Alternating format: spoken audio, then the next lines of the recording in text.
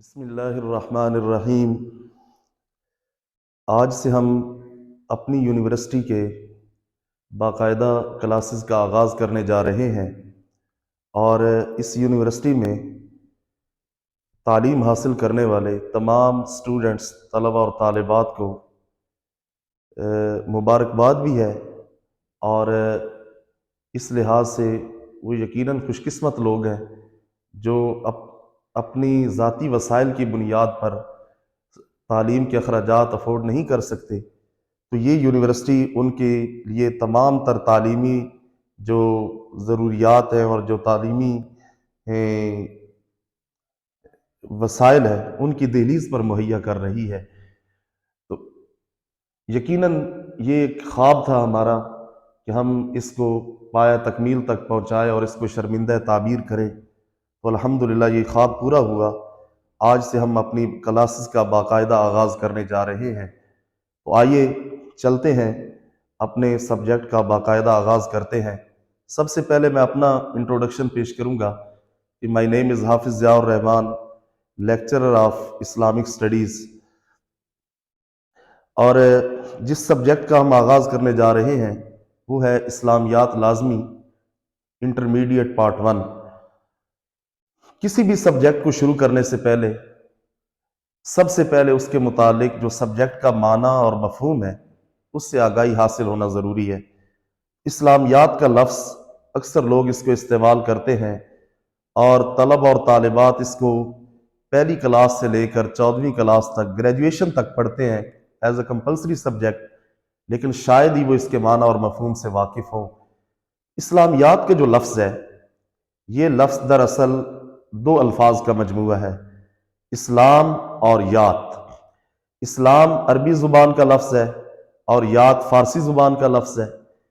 اسلام کا معنی ہوتا ہے فرما برداری، اپنے آپ کو اللہ کے سامنے جھکا دینا، اور یات فارسی زبان کا لفظ ہے، یات مینز ہوتا ہے اسٹڈی کرنا، مطالعہ کرنا، پڑھنا۔ اسلامیات کا معنی ہوا اسلام کی اسٹڈی کرنا، اسلام کا مطالعہ کرنا، اسلام کو پڑھنا۔ آگے ایک بریکٹ میں لفظ لکھا جاتا ہے لازمی، جسے آپ انگلش میں کمپلسری کہتے ہیں، تو یہ سبجیکٹ آپ لازمی سبجیکٹ کے طور پر پڑھیں گے، کیونکہ یہ ایسا سبجیکٹ ہے کہ اس کے بغیر آپ کی ڈگری مکمل نہیں ہو سکتی۔ اس کے بعد دوسرے نمبر پر جس چیز کا معلوم ہونا ضروری ہے وہ ہے اس کتاب کا سلیبس۔ سلیبس میں آپ کیا کچھ پڑھنے جا رہے ہیں؟ تو سلیبس کو بیان کرنے سے پہلے میں یہ عرض کرتا چلوں کہ یہ کتاب 4 اہم ابواب پر، چیپٹرز پر مشتمل ہے۔ اس میں سب سے پہلا باب ہے بنیادی عقائد کے متعلق۔ بنیادی عقائد وہ بیسک معلومات اور وہ بیسک تعلیمات جو دین اسلام میں داخل ہونے کے لیے ضروری ہے، کیونکہ کوئی بھی مذہب ہے اس میں داخل ہونا ہو تو سب سے پہلے اس کی بنیادی تعلیمات، اس کی بیسک معلومات کو ماننا تسلیم کرنا ضروری ہوتا ہے۔ تو اگر ہم دین اسلام میں داخل ہو رہے ہیں اور دین اسلام کی تعلیمات حاصل کر رہے ہیں تو سب سے پہلے اس کی بیسک معلومات اور تعلیمات کو حاصل کرنا ضروری ہے۔ تو بیسک جو اسلام کے عقائد ہیں، بنیادی جو عقائد ہیں، ان کی تعداد ہے 5۔ سب سے پہلے ایمان باللہ، یعنی اللہ پر ایمان لانا، اس کو دوسرے لفظوں میں عقیدہ توحید بھی کہا جاتا ہے۔ دوسرے نمبر پر ایمان بالرسل، رسولوں پر ایمان، یعنی اللہ نے جتنے بھی انبیاء اور رسول اس دنیا میں بھیجے سب کی نبوت اور رسالت پر ایمان لانا۔ اور اس کے بعد تیسرے نمبر پر ایمان بالملائکہ، یعنی اللہ تعالیٰ کی پیدا کردہ نوری مخلوق فرشتوں پر ایمان لانا۔ اس کے بعد چوتھے نمبر پر ہے ایمان بالکتب، یعنی آسمانی کتابوں پر ایمان لانا، یعنی وہ تمام تر تعلیمات جو اللہ نے مختلف زمانوں میں انسانیت کی ہدایت اور رہنمائی کے لیے نازل کی، وہ صحیفوں کی صورت میں نازل ہوئی تب، یا مختلف کتابوں اور شریعتوں کی صورت میں، جیسے تورات ہے، زبور ہے، انجیل، قرآن مجید، ان سب پر ایمان لانا۔ اور اس کے بعد 5ویں نمبر پر ہے ایمان بالآخرت، یعنی عقیدہ آخرت پر ایمان لانا۔ یہ اسلام کے بیسک 5 بنیادی عقائد ہیں۔ ان کو اس کتاب کے پہلے چیپٹر میں پوری ڈیٹیل کے ساتھ، تفصیل کے ساتھ اور قرآن و حدیث کے دلائل کے ساتھ انشاءاللہ بیان کیا جائے گا، اور ایک ایک کویسچن کو بطور لانگ کویسچن، شارٹ کویسچن اور ایم سی کیوز اور کویسچن کے اندر پائی جانے والی تمام تر پیچیدگیاں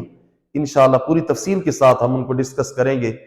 اور ایک ایک ٹاپک کے متعلق عرض کریں گے کہ قرآن اس کے متعلق اپنی کیا رائے پیش کرتا ہے، اور حدیث میں رسول اللہ نے اس چیز کے متعلق اپنی کیا رائے پیش کی ہے۔ تو پہلا چیپٹر تو بنیادی عقائد کے متعلق، اور اس کتاب کا دوسرا چیپٹر پھر ہم پڑھیں گے، اس کا نام ہے اسلامی تشخص، کہ ہم نے ایک مسلمان ہونے کے ناطے اور دین اسلام پر عمل پیرا ہونے کی صورت میں ہم نے اپنی شخصیت کو ایک اسلامی شخصیت کیسے بنانا ہے، اسلام کے مطابق اس کو کیسے ڈھالنا ہے، اسلامی شخصیت کیسے بنانا ہے۔ تو اس کے اندر جو ہم تعلیمات پڑھیں گے اور ان پر عمل کریں گے، یقیناً یہ چیز ہمیں اسلامی شخصیت کی طرف گامزن کرے گی، اور واقعتاً ہماری چال ڈھال کردار گفتار سے پتہ چلے گا کہ ہم دین اسلام پر عمل پیرا ہونے والے لوگ ہیں اور دین اسلام کو سمجھنے والے لوگ ہیں۔ اس چیپٹر میں 4 اہم ٹاپک کو ذکر کیا جائے گا، جس میں سب سے پہلے ارکان اسلام، یہ دین کے وہ بنیادی اصول و اعمال ہیں جن پر پورے کے پورے اسلام کی عمارت قائم ہے، اور نبی اکرم صلی اللہ علیہ وسلم کا فرمان ہے بنی الاسلام علی 5، اسلام کی بنیاد 5 چیزوں پہ رکھی گئی ہے۔ شہادت اللہ الہ الا اللہ، اس بات کی گواہی دینا کہ اللہ کے سوا کوئی عبادت کے لائق نہیں ہے، اور محمد صلی اللہ علیہ وسلم اس کے بندے اور رسول ہے۔ وَإِقَامِ الصَّلَاةِ، اور نماز قائم کرنا، وَإِيتَاءِ الزَّكَاةِ، اور زکوٰۃ ادا کرنا، وَالْحَجِّ، اور بیت اللہ کا حج کرنا، وَصُومِ رمضان، اور رمضان المبارک کے روزے رکھنا۔ یہ ارکان اسلام ہم پڑھیں گے اس کے پہلے چیپٹر میں، اور اس کے ساتھ ساتھ جہاد کا ٹاپک بھی بیان کیا جائے گا۔ پھر اس کے بعد ہم اس چیپٹر کا دوسرا ٹاپک شروع کریں گے، اور وہ ہے اللہ تعالیٰ اور رسول اللہ صلی اللہ علیہ وسلم کی محبت و اطاعت، یعنی اللہ کی محبت کیوں ضروری ہے، پھر رسول اللہ کی محبت کیوں ضروری ہے، اور یہ اللہ کی محبت ہمیں کس طرح لے جاتی ہے اللہ کی اطاعت کی طرف، اور رسول اللہ کی محبت ہمیں کس طرح لے جا رہی ہے رسول اللہ کی اطاعت کی طرف۔ یہ بھی ٹاپک جب ہم اس پر پہنچیں گے تو اس کو تفصیل کے ساتھ ڈسکس کریں گے۔ تیسرا ٹاپک دوسرے چیپٹر کا ہم ڈسکس کریں گے اس کے بعد حقوق العباد کے نام سے، کیونکہ اسلام میں جہاں حقوق اللہ کی اہمیت ہے وہیں پر حقوق العباد کی اہمیت بھی ہے۔ اسلام جہاں حقوق اللہ کو محترم سمجھتا ہے وہیں پر اسلام حقوق العباد کو بھی محترم سمجھتا ہے۔ تو اس لیے تو اللہ تعالیٰ قرآن میں کہتے ہیں آمنوا ادخلوا فی السلم کافہ، اسلام میں پورے کے پورے داخل ہو جاؤ، اور پورے کے پورے داخل ہونے کا مطلب ہی یہی ہے کہ حقوق اللہ کے ساتھ ساتھ حقوق العباد کی ادائیگی۔ چونکہ ہم نے ارکان اسلام کی صورت میں حقوق اللہ کو پڑھا، حقوق اللہ کو ڈسکس کیا، وہیں پر حقوق العباد کی ایک کمی محسوس ہو رہی تھی، ساتھ ہی ایک ٹاپک حقوق العباد کے نام سے بھی ذکر کیا گیا، کیونکہ معاشرے میں زندگی گزارنے کے لیے اور معاشرے میں حسن معاشرت پیدا کرنے کے لیے ضروری ہے کہ تمام تر معاشرے کے لوگ ایک دوسرے کے حقوق کا خیال رکھیں۔ تو اس کی پوری فہرست ذکر کی جائے گی، جس کا ایک چارٹر نبی اکرم صلی اللہ علیہ وسلم نے خطبہ حجۃ الوداع کے موقع پر بھی پیش کیا تھا۔ اس میں والدین کے حقوق ہیں، اولاد کے حقوق ہیں، زوجین کے باہمی حقوق ہیں، اس میں رشتہ داروں کے حقوق ہیں، اساتذہ کے حقوق ہیں، اس میں ہمسایوں کے حقوق ہیں، غیر مسلموں کے حقوق، تمام تر حقوق کو قرآن و سنت کی روشنی میں تفصیل کے ساتھ ہم انشاءاللہ ڈسکس کریں گے۔ اور اس کے بعد دوسرے چیپٹر کا چوتھا اور آخری ٹاپک، اس کا نام ہے معاشرتی ذمہ داریاں۔ اور انسان کوئی بھی ہے، چاہے میں ہوں، آپ ہیں، سب انسان کائنات کے پیدائشی طور پر فطرتاً معاشرت پسند ہے۔ معاشرت پسند ہونے کا مطلب یہ ہوتا ہے کہ کوئی بھی انسان وہ تن تنہا زندگی گزارنے کو پسند نہیں کرتا۔ ہر انسان یہ چاہتا ہے کہ وہ لوگوں کے ساتھ مل کر زندگی گزارے، میل جول اکٹھا رہنا پسند کرتا ہے۔ تو ظاہر بات ہے جب انسان معاشرے کا فرد بن جاتا ہے، حصہ بن جاتا ہے، تو اس پر معاشرتی طور پر کچھ ذمہ داریاں عائد ہوتی ہیں، اور وہ ذمہ داریاں 2 قسم پر ہیں۔ نمبر 1 محاسن اخلاق، اور نمبر 2 ہے رذائل اخلاق۔ محاسن اخلاق کا مطلب ہے کہ اچھے اخلاق، اچھی عادات، خوبیوں کو اپنانا، اور رذائل اخلاق کا مطلب ہے برے اخلاق اور بری عادات سے اپنے آپ کو بچانا۔ محاسن اخلاق میں ٹوٹل 7 ٹاپک بیان کیے جائیں گے، جس میں سب سے پہلے دیانتداری ہے، اس کے بعد ایفاء عہد ہے، تیسرے نمبر پر سچائی ہے، چوتھے نمبر پر عدل و انصاف ہے، پانچویں نمبر پر احترام قانون ہے، چھٹے نمبر پر کسب حلال ہے، اور ساتویں نمبر پر ایثار کا ٹاپک ہے۔ پھر دوسری قسم جو رذائل اخلاق کے نام سے ہے، اس کو ہم ڈسکس کریں گے۔ رذائل اخلاق بری عادات کو کہا جاتا ہے، ایسی عادات جو انسان کو حیوانی درجے میں گرا دیتی ہیں، اور انسان ان پر عمل پر پیرا ہونے کی وجہ سے حیوانی درجے میں جا گرتا ہے۔ دیکھنے میں تو ایسا انسان نظر آتا ہے، لیکن حقیقت میں وہ حیوانوں کی سی زندگی بسر کر رہا ہوتا ہے۔ اس میں ٹوٹل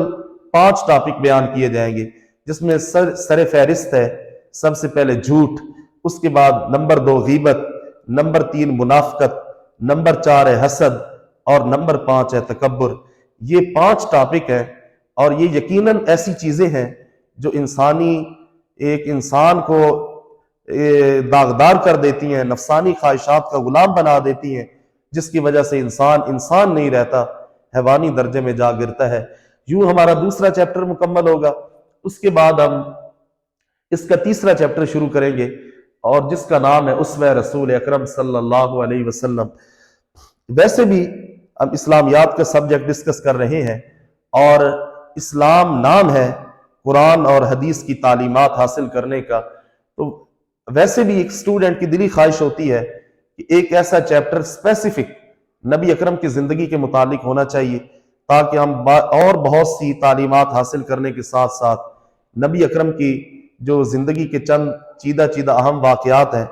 ان سے بھی رہنمائی حاصل کر سکیں، اور رہنمائی کے ساتھ ساتھ ان کو اپنی عملی زندگی میں نافذ بھی کر سکیں۔ تو اس چیپٹر میں کوئی نبی اکرم کی پوری زندگی کو بیان نہیں کیا جائے گا، جسٹ 6 ٹاپک ہیں جو صرف اور صرف اس میں چیپٹر میں بیان کیے جائیں گے، جس میں سب سے پہلے رحمت للعالمین، آپ صلی اللہ علیہ وسلم کو اللہ نے کیسے تمام جہانوں کے لیے رحمت بنا کر بھیجا۔ اس میں تمام کیٹیگریز کو ڈسکس کیا جائے گا کہ آپ امت کے لیے کیسے رحمت ہیں،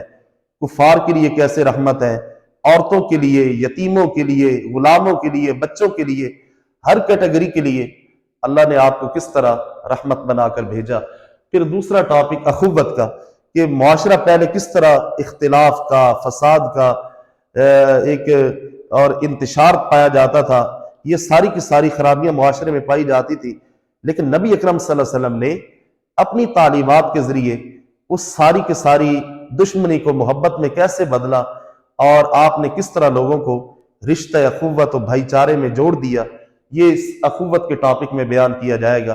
پھر تیسرے نمبر پر ٹاپک ہے مساوات کا، جس کا معنی ہوتا ہے برابری۔ تو معاشرہ پہلے کیسے اونچ نیچ کا شکار تھا،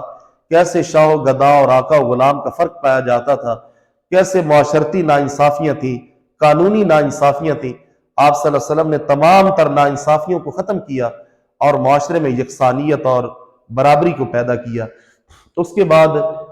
چوتھے نمبر پر ٹاپک ہے صبر و استقلال۔ نبی اکرم صلی اللہ علیہ وسلم کی پوری زندگی تکالیفوں پر، مصیبتوں پر، پریشانیوں پر مشتمل ہے، لیکن آپ صلی اللہ علیہ وسلم نے کبھی بھی رائے حق میں پریشان نہیں ہوئے اس لحاظ سے، اور نہیں آپ نے تبلیغ دین سے منہ موڑا، ہمیشہ صبر استقلال کا مظاہرہ کیا اور صبر کا دامن ہاتھ سے نہیں چھوڑا۔ تو اس میں واقعات بیان کیے جائیں گے چند ایسے، جن سے آپ دیکھ سکیں گے، پڑھ سکیں گے کہ نبی اکرم صلی اللہ علیہ وسلم نے کس طرح صبر اور استقلال کا مظاہرہ کیا۔ نمبر 5 ٹاپک عفو و درگزر، یعنی معاف کرنا، بدلہ نہ لینا، انتقام نہ لینا۔ تو حضور صلی اللہ علیہ وسلم نے اپنے دشمنوں کو کیسے معاف کیا، کیسے ان سے بدلہ تک نہ لیا، انتقام نہ لیا۔ تو آپ صلی اللہ علیہ وسلم کی زندگی کے جو سبق آموز واقعات ہیں عفو و درگزر کے متعلق، وہ اس 5ویں ٹاپک میں انشاءاللہ بیان کیے جائیں گے۔ اور اس کے بعد چھٹا ٹاپک ہوگا ذکر۔ ذکر معنی ہوتا ہے اللہ کو یاد کرنا، تو انسان کو چاہیے کہ وہ ہمہ ہر وقت اللہ کو یاد رکھے، اللہ کی یاد سے غافل نہ ہو جائے، ہمہ ہر وقت اللہ کو یاد رکھے۔ اور قرآن کس طرح اللہ کو یاد کرنے کی تلقین کرتا ہے، اور نبی اکرم نے کس طرح سے ذکر کرنے کی تلقین کی، اور آپ صلی اللہ علیہ وسلم کا عملی نمونہ اس حوالے سے کیا ہے، یہ سارے کا سارا ہم ذکر کے ٹاپک میں ذکر کریں گے۔ اچھا، اس کے بعد ہم چوتھا چیپٹر شروع کریں گے انشاءاللہ۔ اس چیپٹر کا نام ہے तारुफ कुरान व हदीस। चूँकि हम इस्लामियात का सब्जेक्ट डिस्कस कर रहे हैं, मैं पहले भी अर्ज़ कर चुका हूँ कि इस्लाम नाम ही है दीन इस्लाम की तालीमात का, और दीन इस्लाम की तालीमात दो चीज़ों में बंद है, नंबर एक कुरान और नंबर दो हदीस। तो इसमें पहला हिस्सा इसका तारुफ कुरान पर मुश्तमिल है और दूसरा हिस्सा तारुफ हदीस पर मुश्तमिल है। तारुफ कुरान में मुख्तलिफ चीज़ों को डिस्कस किया जाएगा। कुरान का मुख्तसर तारुफ, कुरान के मशहूर नाम कौन से हैं, कुरान के नुज़ूल का वाक़या कैसे पेश आया, इसके अंदर कितनी सूरतें हैं, सूरतों की खसूसियात क्या है, कुरान अपने इख्तिताम को कैसे पहुंचा, कुरान के अंदर मजीद पाई जाने वाली खूबियाँ कौन सी हैं, कुरान की हिफाजत कैसे हुई, इसकी कैसे तदवीन हुई, कैसे इसको इकट्ठा किया गया, कैसे इसको किताबी शक्ल में पेश किया गया, कुरान ने लोगों की ज़िंदगी को कैसे बदला, ये तमाम तर तफसीलात इंशाअल्लाह हम तारुफ कुरान में डिस्कस करेंगे। और उसके बाद दूसरा नंबर तारुफ हदीस, क्योंकि कुरान के साथ दूसरा नंबर वैसे ही हदीस का होता है। हदीस में सबसे पहले हदीस का माना, मफहूम, हदीस की अक़साम, हदीस शरीफ के दीन में क्या दर्जा है और हदीस की क्या ज़रूरत व अहमियत है, कुरान कैसे हमारी रहनुमाई करता है हदीस की तरफ,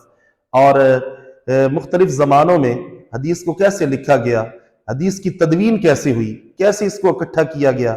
कैसे जमा किया गया, फिर बाकायदा कैसे किताबी शक्ल में पेश किया गया, इसको एंड तक फिर स्याह सित्ता तक डिस्कस करेंगे। और इसके साथ साथ जो फ़िक़्ह जाफरिया का ज़ख़ीर अहादीस पर मुश्तमिल किताबें हैं, उसूल अरबा,